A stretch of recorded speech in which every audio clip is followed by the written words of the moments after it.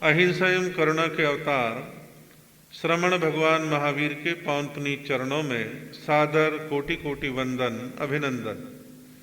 ध्यान योगी युग प्रधानाचार्य पूज्य श्री शिव मुनि जी महाराज साहब, संघ गौरव उप प्रवर्तक परम सेवा भावी पूज्य गुरुदेव श्री प्रेम सुख जी महाराज के पावन पुनीत चरणों में सादर कोटि कोटि वंदन अभिनंदन। आदरणीय मुनिवृंद, उपस्थित धर्म प्रेमी बंधुओं, माताओं एवं बहनों, पिछले 2-3 प्रवचनों के माध्यम से आप एक ही सूत्र के बारे में सुन रहे हैं। 11वीं शताब्दी के महान आचार्य हेमचंद्र जी सूरी ने योग सूत्र के अंदर 35 प्रकार के मार्गानुसारी बोल बतलाए हैं, जिनमें उन्होंने एक सूत्र के माध्यम से कहा कि गृहस्थी व्यक्ति गृहस्थ जीवन को अच्छे से चलाना चाहता है तो अपना खर्चा जो अपनी कमाई के अनुसार करे। ऐसा ना करे कि कमाई उसकी 1000 की है, खर्चा 2000 का या 1500 का करता है, तो हमेशा परेशान रहेगा। दूसरा, दुनिया को दिखाने के लिए फालतू का प्रदर्शन ना करे, अनावश्यक अपना स्टैंडर्ड हाई दिखाने के लिए कर्जा ना ले, जो है सो वैसा रहे। बनावटीपन बनाने के लिए ना कर्जा ले, ना कुछ चीजों को मैनेज करे, नेचुरल रहने की कोशिश करे, उसको मान अपमान सम्मान से जोड़ने का प्रयत्न ना करे। और जो लोग ऐसा करते हैं कई बार नुकसान में जाते हैं, कर्ज में डूबते हैं, निरंतर ब्याज भरते रहते हैं, परेशान हो जाते हैं। तो ये कई प्रकार के छोटे छोटे से रिलेटेड प्रसंग आप लोग सुन रहे हैं। तो आदमी जीवन में एक समय आता है कि मेहनत करके, नौकरी करके, व्यापार करके, छोटे मोटे धंधे मजदूरी करके 4 पैसे कमाता है। पैसे कमा लिए, यहां तक का एक काम पूरा हो गया। लेकिन पैसा कमाने के बाद पैसा जो है उसे खर्च करने की भी कला होनी चाहिए। यदि खर्च का कोई सिस्टम नहीं है, किसी चीज में तो आपने बहुत ज्यादा खर्च कर दिया, फिर बाद में आप तंगी महसूस करते हैं कि भाई एकदम से हमने तो शॉपिंग कर ली, अब तो घर में और चीज़ों की दिक्कत आ रही है, हमारे घर में काम करने वाले की पगार देने में दिक्कत आ रही है, बिल भरने में दिक्कत आ रही है। तो आप अनबैलेंस होकर के दुखी हो जाएंगे, असंतुष्ट हो जाएंगे और उसको पूरा करने के लिए मजबूरी में आप कर्ज लेंगे। फिर कर्ज चुकाने की टेंशन आपको फिर से प्रारंभ हो गई।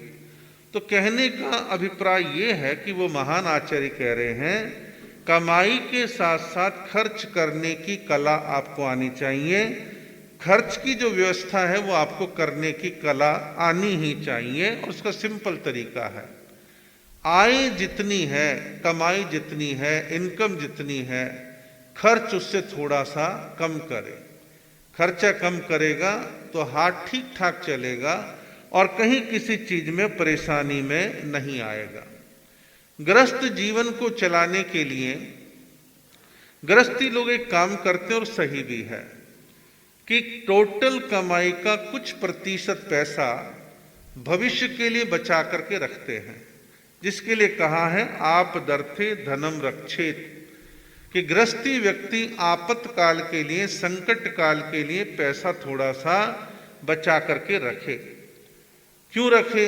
कोई हारी बीमारी तकलीफ आ गई, बच्चों की पढ़ाई के खर्चे आ रहे हैं, घर में कोई शादी विवाह आने वाला है, तो उन सब चीजों के लिए कुछ % पैसा बचा करके रखे। आपातकाल के लिए कुछ पैसा होना ही चाहिए। राजस्थानी भाषा में 2 पंक्तियों में बड़ा अच्छा संदेश दिया है, दीवालो काढ़े 3 जना, दीवालो काढ़े 3 जना, हुंडी चिट्ठी विणज घना, हुंडी चिट्ठी विणज घना, तू क्यों रोवे चौथा जना, मारे आमद कम खर्चा घना। तो यहां क्या कहा है कि 3 लोग दिवाला निकालते हैं। एक तो जो बार बार हुंडी लिख लिख के देते हैं कि मेरे कहने से इतना पैसा दे दो, या चिट्ठी लिख करके देते हैं, भाई मैं आपको लिख के देता हूं कि आप इतना पैसा दो, इतने ब्याज समेत लौटा देंगे। या तीसरा व्यक्ति जो होता है, व्यापार अनाप शनाप बढ़ाता रहता है और कंट्रोल हो नहीं रहा, बजट सही से करना आता नहीं है, तो व्यापार जिसने बढ़ा लिया। तो 3 लोग जो हैं आमतौर पर जब माइनस में ज्यादा ही चले जाते हैं तो दिवाला काट देते हैं। तो कहा कि तीनों प्रकार के लोग उदास, निराश, परेशान होकर के बाजार में एक थड़े पर बैठे थे। इतने में एक व्यक्ति उनको और मिला, उसका भी चेहरा लटका हुआ था। तो तीनों ने कहा, भाई तू क्यों इतना उदास, निराश, परेशान है? देख, हमने तो अंधाधुंध हुंडी चिट्ठियां लिख दी, व्यापार बहुत फैला लिया, इसलिए दुखी हो रहे हैं, आज नुकसान में हो गए, लेकिन तेरा चेहरा क्यों लटका हुआ है? तो चौथे व्यक्ति ने जवाब दिया, हमारे आमद कम यानी कमाई कम और खर्च घना, खर्चा ज्यादा, इसलिए हम जो हैं दुखी हैं, परेशान हैं, पीड़ित हैं। हालांकि काफी बड़ी मात्रा में लोग बाग अपने घर गृहस्थ को चलाने के लिए किफायत देखते हैं, बैलेंस करके चलते हैं, खर्च को कंट्रोल में करके चलते हैं, तो वो लोग ठीक ठाक रहते हैं। कई लोग ऐसे बड़े दुखी हो जाते हैं, कल को पैसे वाले थे, आज किसी कारण से कमजोर हालत है, लेकिन पुरानी आदतें सुधर नहीं रही, अंधाधुंध खर्च करने वाली। तो ऐसे लोग क्या करते हैं, ओ ठीक है और कमा लेंगे, कर्जा ले लो। अब वो पुराने शौक, पुराने खर्चे, शॉपिंग के शौक वो छूट नहीं रहे। कई घरों में मैंने देखा है कि पति पत्नी बच्चों में इतनी अच्छी ट्यूनिंग रहती है, घर के एक ने कह दिया, भाई कमाई थोड़ी है, फला चीज नहीं लानी, सब समझ गए, बहस नहीं करते। कई घरों में क्या होता है, पिता की कमाई की हालत को जानने के बावजूद जवान बेटा कहता, इतने हजार का मोबाइल चाहिए, इतने हजार की बाइक चाहिए ही चाहिए, इस हल्के कॉलेज में नहीं पढ़ूंगा, वहां जाके पढ़ूंगा। अब घर की स्थिति है नहीं, फिर कर्जा उठाते हैं। तो कई प्रकार की परेशानियां होती हैं। समझदारी ये है, घर के सभी सदस्य एक दूसरे को कोऑपरेट करें, हालात को समझ कर के जो है काम करने का प्रयास करें। कई बार जब आप हाथ खींच के काम करते तो कुछ लोग, आपके रिश्तेदार, अड़ोसी पड़ोसी आप पे ठप्पा लगा देते, कंजूस है। और साउथ में तो मारवाड़ी कंजूस के नाम से गाली जैसी बनी हुई है।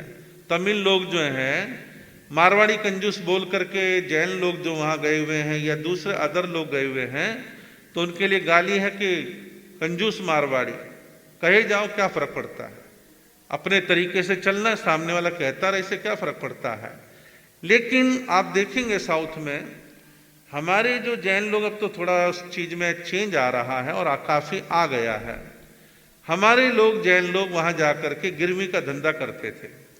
अब तमिल लोगों की आदत है, भाई खान पान का थोड़ा ठीक नहीं रखना, थोड़ा पीने पिलाने की आदत, अनाप शनाप खर्चे की आदत। फिर क्या करती हैं उस परिवार की महिला, जेंट्स लोग, आज अपनी गले की चेन ला करके गिरवी रख दी, कल अंगूठी ला करके रख दी, कोई ब्रेसलेट रख दिया, कोई दूसरी चीज रख दी, और निरंतर उन कर्जों में दबते दबते दबते चले जाते हैं। तो उससे बढ़िया मारवाड़ी बढ़िया है ना, कि वो कंजूस है तो है, लेकिन उनकी कंजूसी या यूं कह लो किफायत, वो उनके भविष्य में चमकने और तरक्की का रास्ता खोलती है। तो ये होना चाहिए। तो कंजूसी और किफायत में बड़ा फर्क है।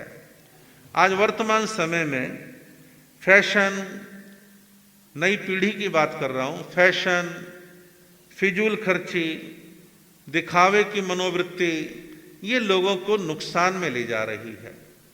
आप समय आने पर खर्च करें, कोई बुराई नहीं।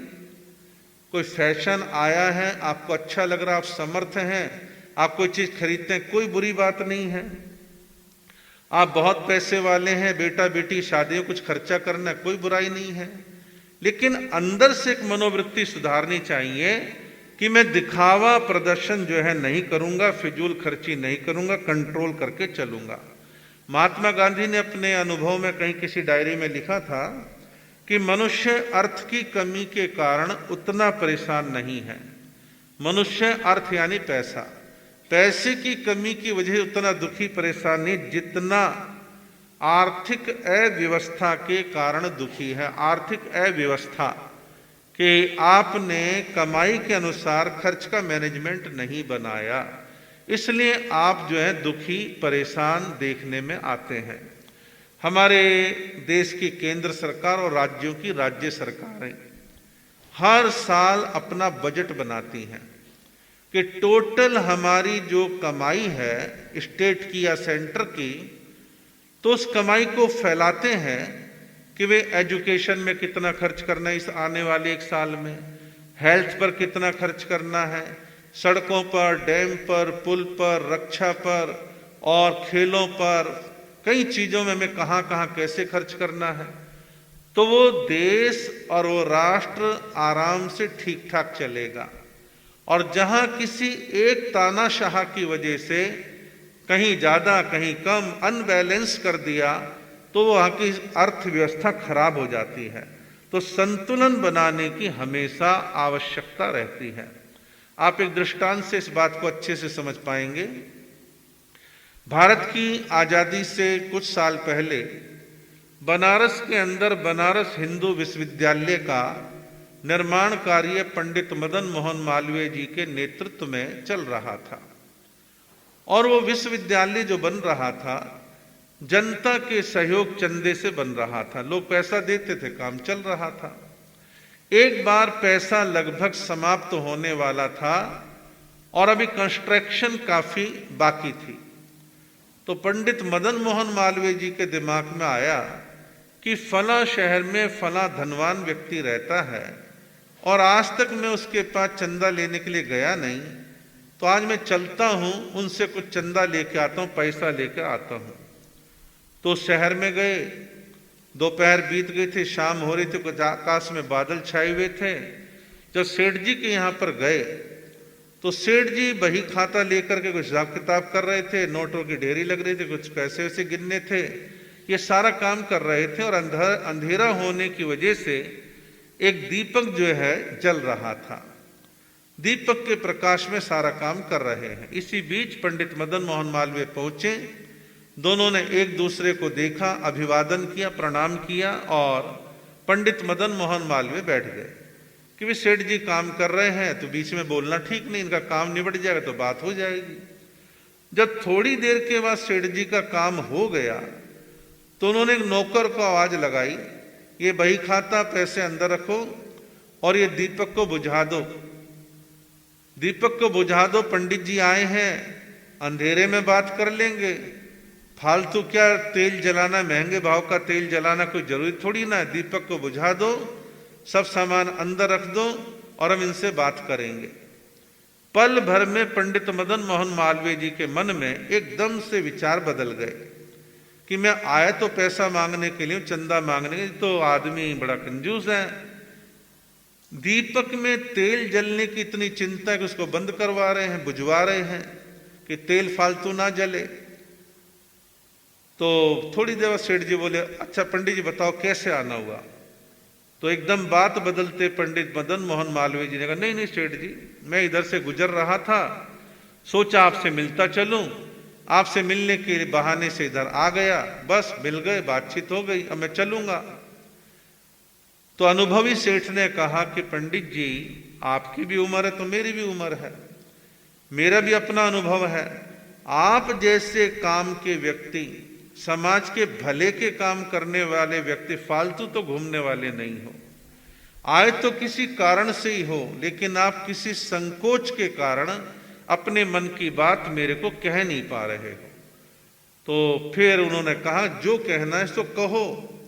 तो हिचक तोड़ के पंडित मदन मोहन मालवीय जी कहने लगे कि सेठ जी, बनारस में बनारस हिंदू विश्वविद्यालय का निर्माण कार्य चल रहा है, जनता के सहयोग से काम चल रहा है और मैं आपके पास ये आशा लेकर के आया हूं कि आपको सहयोग करें।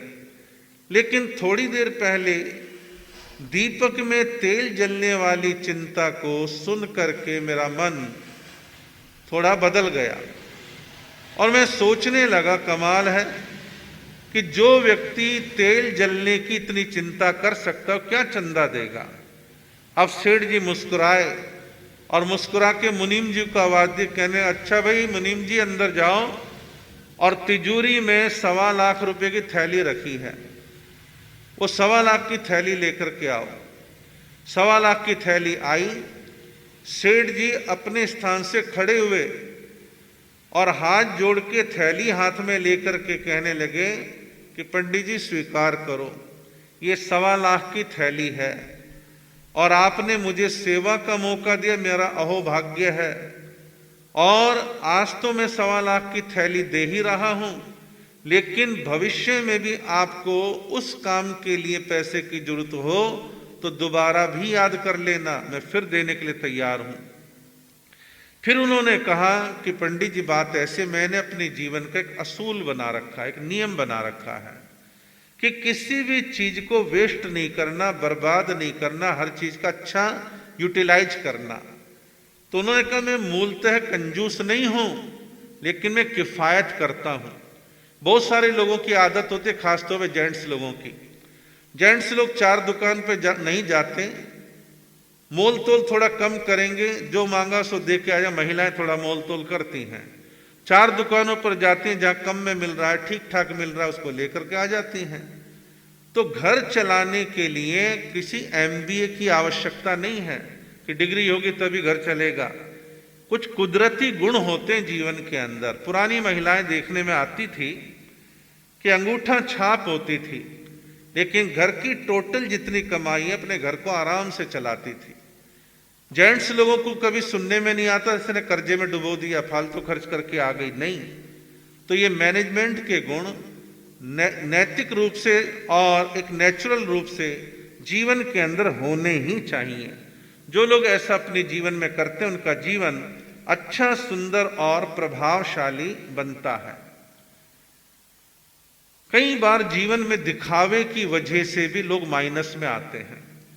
राजस्थान, मारवाड़, मेवाड़, जितना भी राजस्थान का क्षेत्र है, वहां पुराने समय से एक चीज देखने में आती रही है कि गांव में अपने परिवार में किसी बुजुर्ग की मृत्यु हो गई तो 13वीं और साल भर के बाद जो वर्षोदी आती है तो उसमें जीमण करना होता है। जीमण पूरे गांव का, आसपास के 2-4 गांव का जीमण होता था।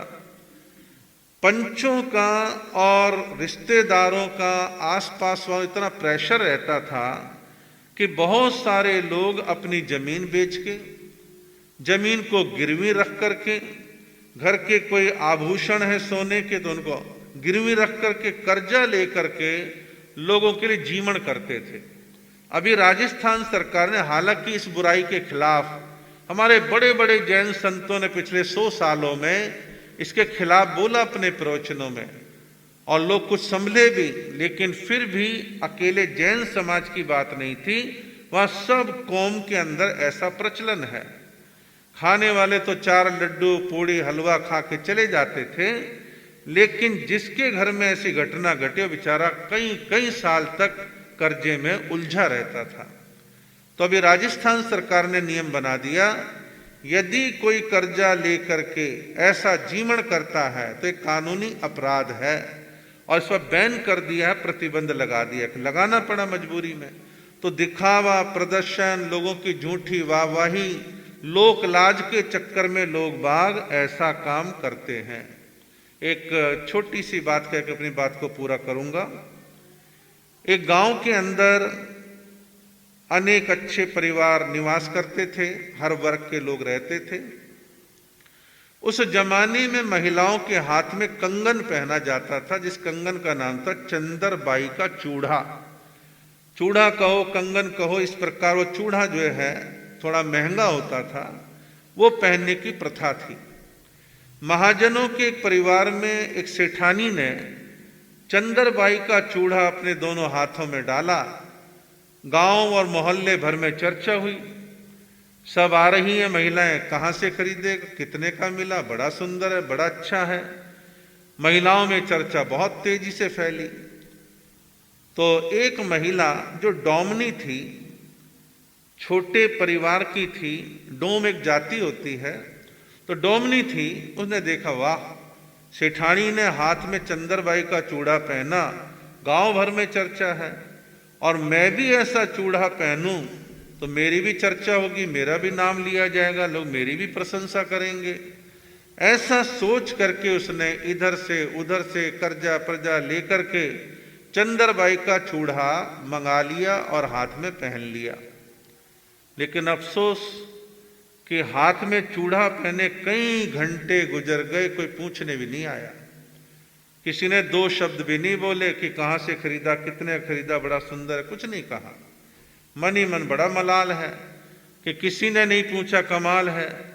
तो बड़ा मन में खेद था। उसके दिमाग में युक्ति आई कि मेरे चूड़े को लोग आकर के पूछें, कुछ युक्ति अपनानी पड़ेगी। उसने क्या काम किया, उसका झोंपड़ा था, छान का फूस का बना झोंपड़ा था। उसने अपने झोंपड़े में आग लगा दी। जैसी आग लगी तो जोर जोर से चिल्लाए, हाय मेरे घर में आग लग गई, आओ आओ बचाओ बचाओ बचाओ। और उसने पहले से इंतजाम कर रखा था। पीढ़ा बोलते हैं चौकी को। तो एक पीढ़ा लेकर के थोड़ी दूर पे बैठ गई और अपने हाथ आगे लटका लिए और लटका के हाय हाय करने लगी, हाय मैं मर गई, हाय मैं उजड़ गई, हाय मेरा घर जल गया।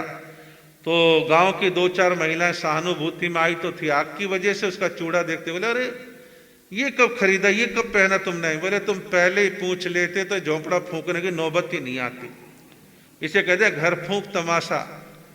तो कुछ लोग जीवन में केवल दिखावे और प्रदर्शन के लिए ऐसा काम करते हैं जो उचित नहीं है।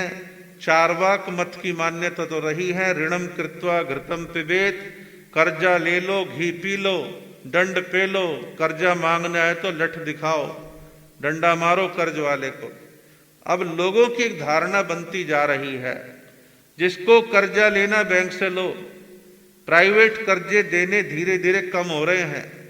लेने वाला लेते समय हाथ जोड़ के जी हजूरी करता है, देते समय आप उसकी जी हजूरी करते हैं वापसी मांगने के लिए। और कहीं तो दादागिरी दिखाते हैं, धमकियां देते हैं।